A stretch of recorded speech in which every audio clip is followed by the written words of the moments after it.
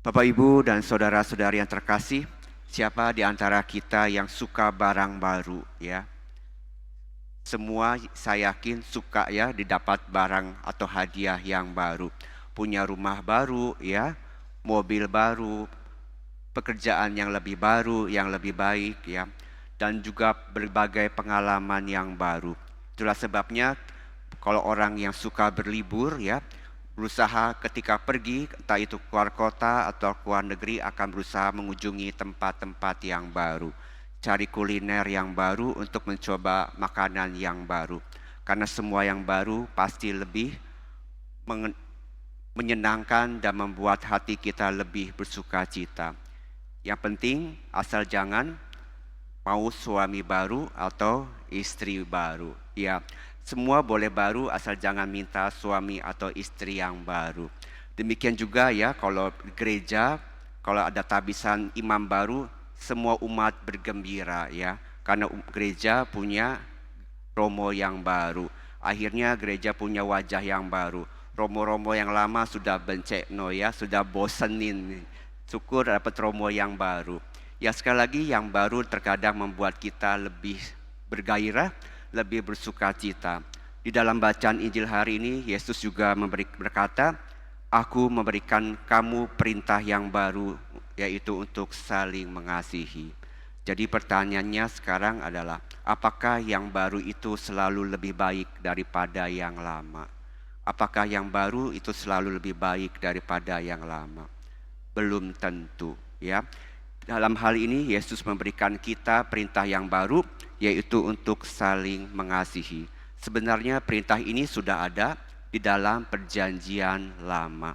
Di dalam perjanjian lama sudah dikatakan di dalam kitab Taurat juga, yaitu kita harus saling mengasihi, yaitu mengasihi Allah dengan segala kekuatan kita, segala kekuatan dan akal budi kita, dan hukum yang kedua dikatakan bahwa kita juga harus mengasihi sesama manusia. Jadi sebenarnya perintah yang untuk saling mengasihi ini bukan sesuatu yang baru. Tetapi mengapa Yesus berkata, "Aku memberikan kamu perintah yang baru"? Yesus memberikan perintah yang baru untuk saling mengasihi, tidak hanya berhenti sampai situ, tapi Yesus juga berkata, "Aku memberikan perintah baru kepada kamu, yaitu supaya kamu saling mengasihi, sama seperti aku telah mengasihi kamu, demikian pula kamu harus saling mengasihi." Jadi kita ini diundang untuk saling mengasihi, tetapi kita mengasihi sebagaimana Kristus mengasihi. Inilah tema yang juga diambil oleh Bapak Uskup kita Surabaya, Uskup Agustinus Tribudi Utomo, yaitu mengasihi sebagaimana Kristus mengasihi. Jadi perintah ini menjadi baru karena Tuhan Yesus sendirilah yang sudah memberikan contoh. Tanpa teladan dari Yesus, perintah ini masih lama. Yesuslah yang memperbaharui hukum ini sehingga hukum cinta kasih ini menjadi baru.